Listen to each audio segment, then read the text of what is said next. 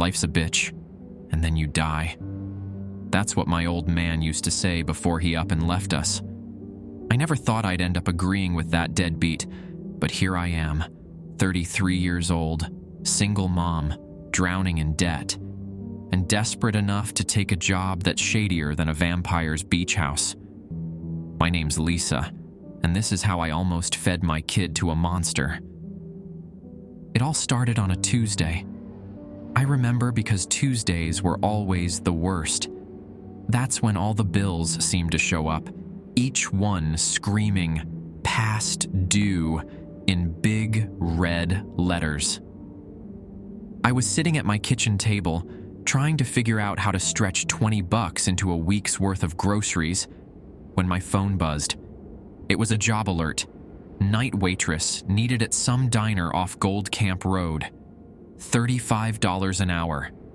I damn near dropped my phone. That kind of money could change everything. I could finally get caught up on rent, maybe even start saving for Mia's college fund. But $35 an hour for slinging hash? In the middle of nowhere? Something didn't add up. Still, beggars can't be choosers, and I was definitely begging.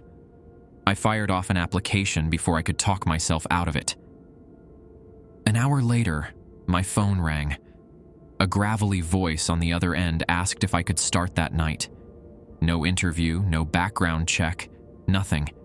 Just be there at 11 p.m. sharp. I should have known then that something was off.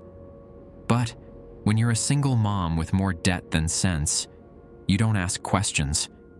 You just say yes and pray you're not making a huge mistake. I called my sister to watch Mia, threw on the cleanest clothes I could find, and hit the road.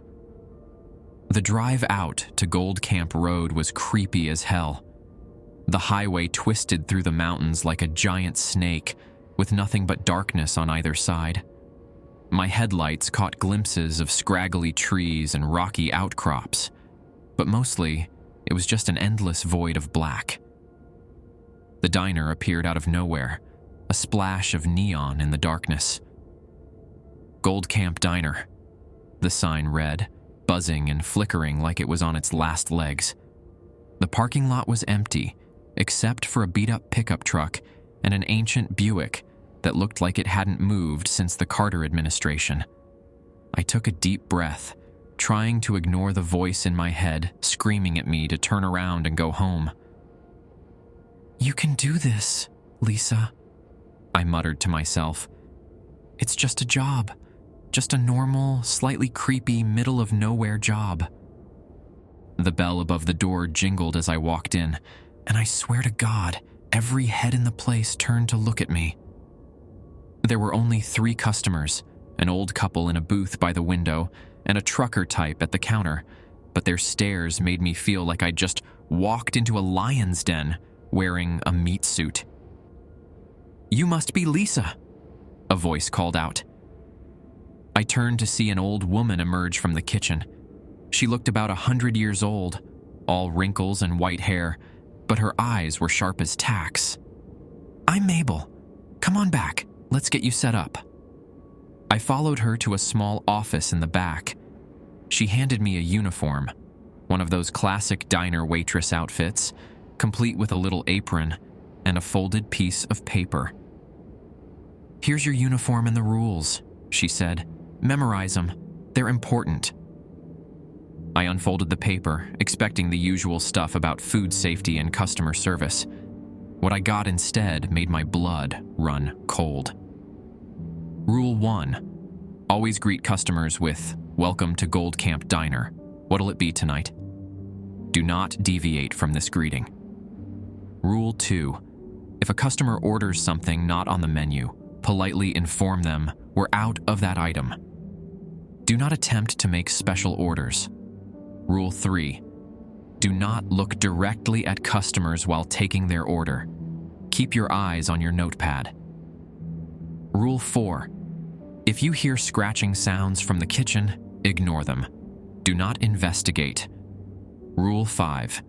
If a customer asks to use the restroom between 2 a.m. and 4 a.m., Inform them the restrooms are out of order. Rule 6. Do not enter the walk-in freezer under any circumstances. Rule 7. If you see a customer's reflection in a mirror or window, but not the customer themselves, excuse yourself immediately and inform the manager. Rule 8. If a child enters the diner alone after midnight, do not serve them. Call the manager immediately. Rule 9. At the end of your shift, count to 100 before leaving the diner. If you hear your name called, start counting again. I looked up at Mabel, waiting for her to crack a smile, to tell me it was all a joke. But her face was dead serious. "What the hell kind of rules are these?" I asked. Mabel's eyes narrowed. "The kind that keep you alive, girl. Now you gonna follow them or not?" I thought about the stack of bills waiting for me at home, about Mia's worn-out shoes and the field trip I couldn't afford to send her on. I swallowed hard and nodded. "Good," Mabel said. "Your shift starts in 5 minutes. Get changed and get out there." As I put on the uniform, my hands were shaking so bad I could barely button the dress. What had I gotten myself into? But it was too late to back out now. I needed this job, weird rules or not. The next few hours were a blur of coffee refills and greasy plates.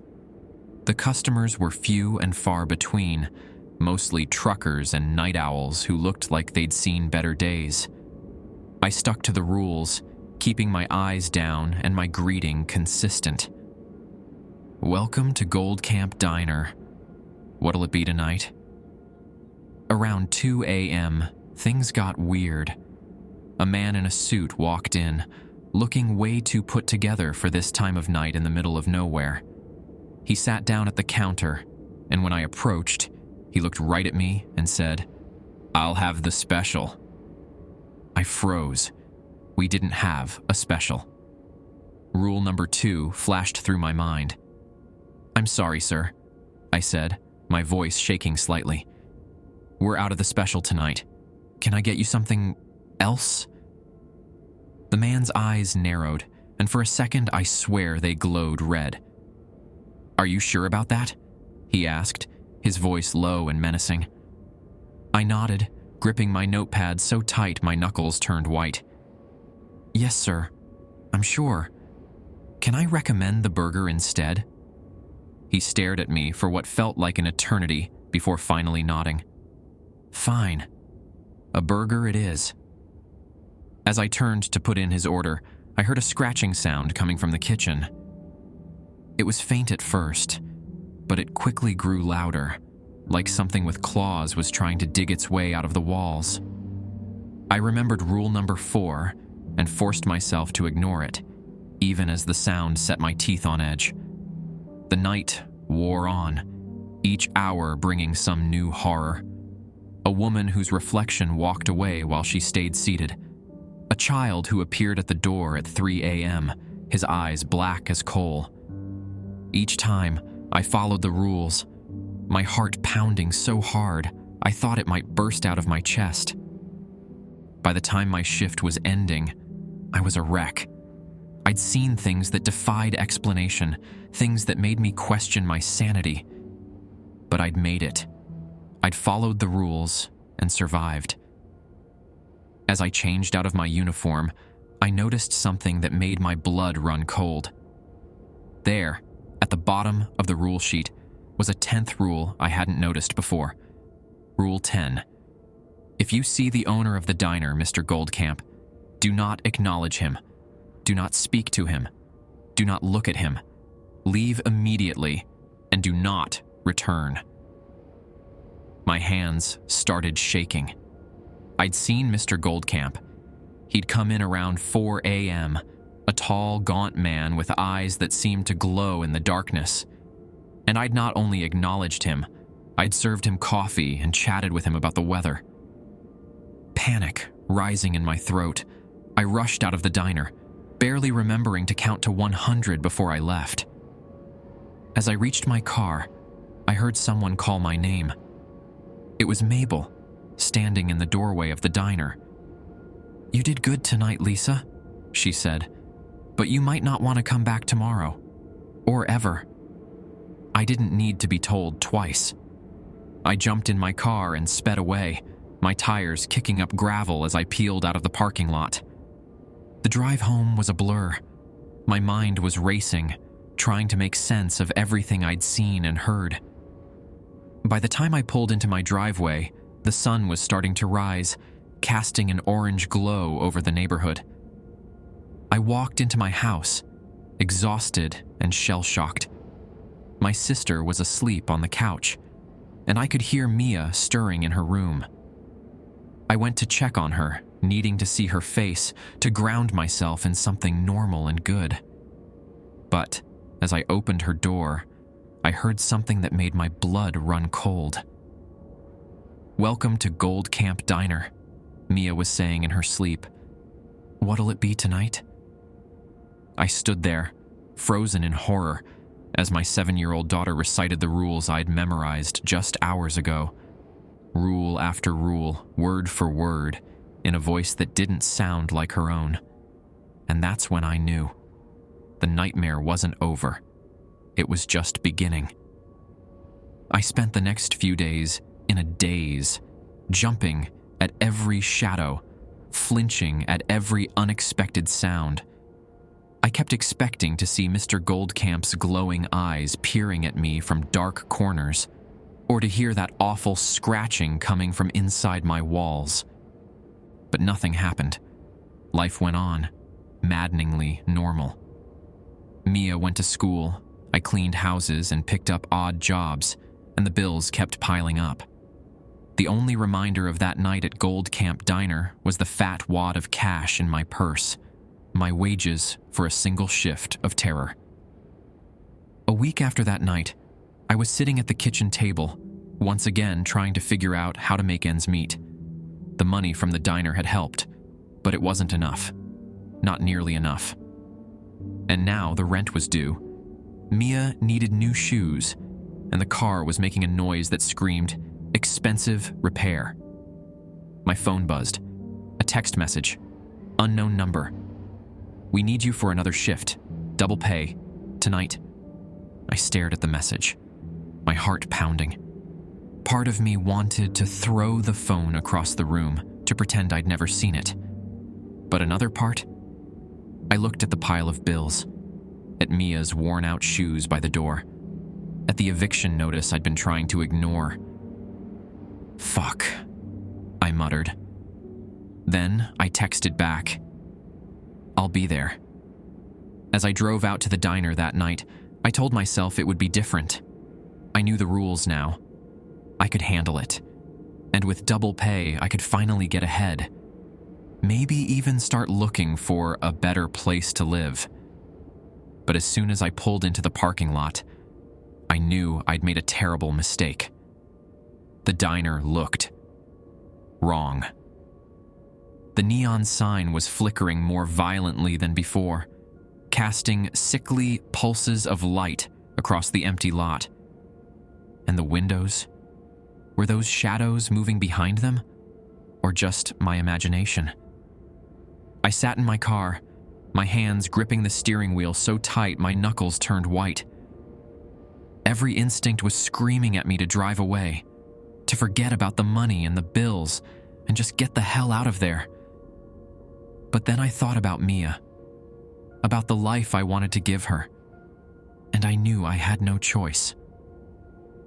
I took a deep breath and got out of the car. As I walked towards the diner, I ran through the rules in my head.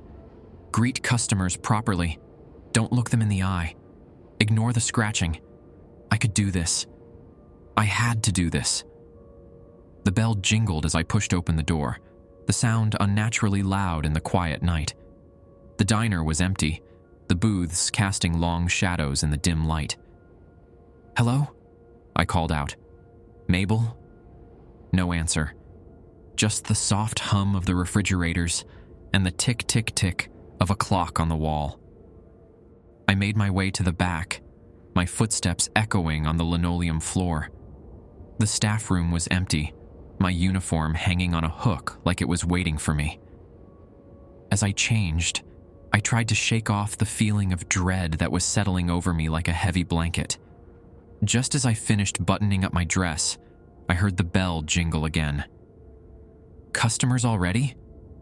I hurried out to the dining room, plastering on my best waitress smile. "Welcome to Gold Camp Diner. What'll it be tonight?" The words felt like ashes in my mouth. The man at the counter didn't respond. He just sat there, staring straight ahead. I cleared my throat and tried again. "Sir, can I get you something to drink?" Still nothing. Remembering the rules, I kept my eyes on my notepad, not looking directly at him. That's when I noticed something that made my blood run cold. The man wasn't casting a shadow. I backed away slowly, my heart pounding. What was I supposed to do? This wasn't in the rules. As I reached for the phone to call Mabel, I heard a sound that stopped me in my tracks. Scratching, coming from the kitchen. But this wasn't the faint scratching I'd heard before. This was loud, frantic, like something was trying to claw its way out. And then I heard something else. A voice, muffled but unmistakable, coming from the walk-in freezer. "Help! Please, somebody help me!" I stood there, frozen in indecision. The rules said not to enter the freezer under any circumstances. But there was someone in there. Someone who needed help. Before I could make a decision, the scratching suddenly stopped. The diner fell silent, the kind of silence that feels like a physical weight pressing down on you. And then I saw him. Mr. Goldcamp, standing in the doorway to the kitchen, his eyes glowing like hot coals in the dim light. "Lisa," he said, his voice a low rumble that seemed to come from everywhere and nowhere at once. "I'm so glad you came back. We have a very special order tonight." I wanted to run, to scream, to do anything but stand there. But I was paralyzed, rooted to the spot by a terror so profound, it felt like my very soul was trying to escape my body. Mr. Goldcamp smiled, revealing rows of sharp, gleaming teeth. "Don't worry," he said. "This won't hurt much." He lunged forward impossibly fast. I finally found my voice and screamed, stumbling backwards. I knocked over a chair, the crash jolting me into action. I ran. Out of the diner, across the parking lot, fumbling with my car keys. Behind me, I could hear something big, moving fast. I practically dove into my car, jamming the key into the ignition. The engine roared to life just as something slammed into the side of the car, rocking it violently. I floored it, tires squealing as I peeled out of the parking lot. In my rearview mirror, I caught a glimpse of, I don't know what, something huge, multi-limbed, with too many eyes, something that shouldn't exist. I drove home in a panic, constantly checking my mirrors, sure that at any moment I'd see that thing gaining on me. But nothing followed me. By the time I pulled into my driveway, the sun was coming up, painting the sky in shades of pink and gold. I sat there for a long time, shaking, trying to process what had happened. Had it been real? Or had I finally cracked under the stress of it all? Finally, I went inside. Mia was still asleep, thank God. I checked on her, relieved to see her peaceful face, untouched by the horrors I'd just experienced. As I turned to leave her room, I heard her stir. "Mommy?" she mumbled, still half asleep. "Yes, baby?" I said, my voice hoarse from screaming. "Don't forget rule number 10, she said, her eyes still closed. "If you see Mr. Goldcamp, don't look at him. Don't talk to him. Just run." I stood there, frozen in shock and horror. I backed out of Mia's room, my mind reeling. How the hell did she know about the rules? About Mr. Goldcamp? I hadn't told her anything. I'd been careful, so damn careful. I stumbled to the bathroom, splashing cold water on my face. In the mirror, I looked like shit. Dark circles under my eyes, hair a mess, skin pale as a ghost. But at least I was alive. At least I'd escaped, whatever the fuck that thing was. But had I really escaped? The rules were in my house now, in my daughter's head. What did that mean? What had I brought home with me? I spent the next few days in a state of constant anxiety, jumping at every sound, flinching at every shadow. I kept expecting to see Mr. Goldcamp's glowing eyes peering at me from dark corners, or to hear that awful scratching coming from inside my walls.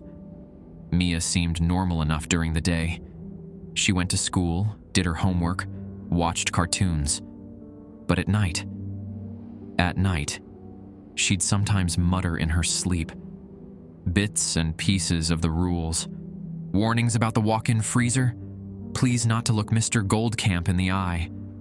It was driving me insane. I couldn't sleep, couldn't eat. The bills kept piling up, but there was no way in hell I was going back to that diner. I'd rather live on the street than face that thing again. A week after my last shift, I was sitting at the kitchen table trying to figure out how to make $20 stretch until payday when my phone buzzed. A text from an unknown number. "We miss you at the diner, Lisa. The special's waiting for you. Don't keep us waiting too long." I dropped the phone like it was on fire, my heart pounding. They knew my number. They could reach me anytime, anywhere. That night, I packed a bag for me and Mia. We were getting out of here, bills and job be damned. I'd figure something out. Anything was better than this. As I was throwing clothes into a suitcase, I heard Mia's voice from the doorway. "Mommy? Are we going somewhere?" I turned to see her standing there, clutching her favorite stuffed animal. "Yeah, baby," I said, trying to keep my voice steady. "We're gonna go on a little trip. Adventure, you know?" Mia tilted her head, looking at me with eyes that suddenly seemed way too old for her 7 years. "Is it because of the diner?" she asked. I froze. What do you know about the diner, Mia?" She shrugged, looking down at her feet. "I see it sometimes. In my dreams.